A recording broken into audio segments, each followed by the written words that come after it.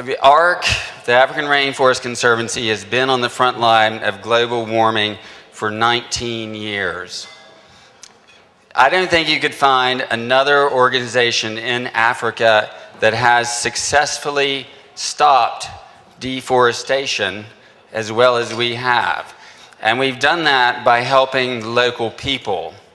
We've done that by helping the local villages, it's their forest, plant 1.5 million trees every year. We've done that by helping them build fuel-efficient stoves and fish ponds. We've done that by helping them with better seeds for their farms, with books for their schools. We've stopped deforestation by helping the local people help themselves, which is the only way to stop deforestation in Africa.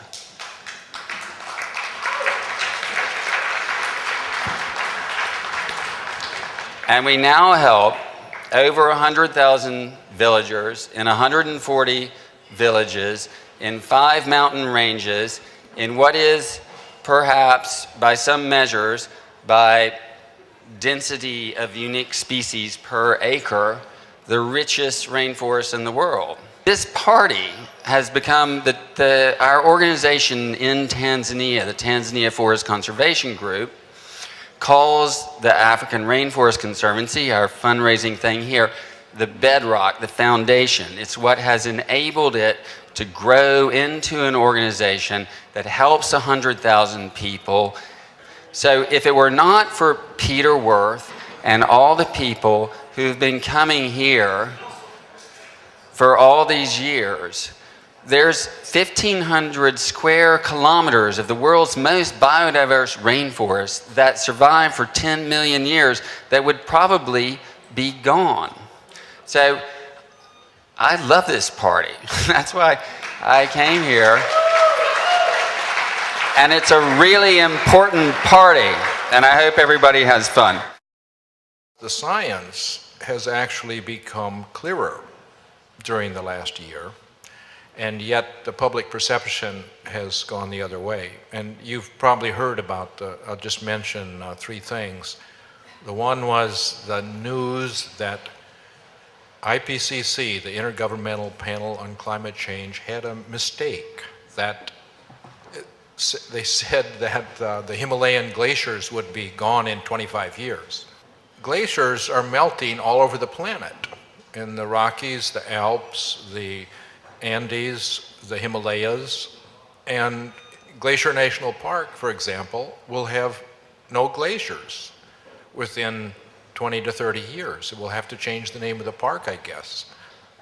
More than 1 billion people depend upon fresh water from rivers that during the dry season are fed by melting glaciers. Another thing was the cold weather. Last summer was unusually cool in the United States, and last winter was cooler than normal in the United States and in Eurasia. But if you look at the global temperature last summer, that cold anomaly over the United States was the coldest anomaly on the planet relative to normal at a given place. And the planet as a whole had the second warmest June, July, August in the 130 years of data. And it was very similar this last winter.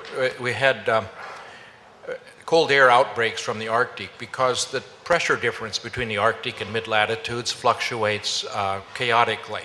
And it so happens that the pressure difference was such that we had a lot of cold air outbreaks. But again, averaged over the planet, it was the second warmest December, January, February in 130 years of data. 8 out of the last 10 summers were above normal, and 8 out of the 10 last winters were unusually warm, according to climatology, which would be the temperature several decades ago, averaged over several decades.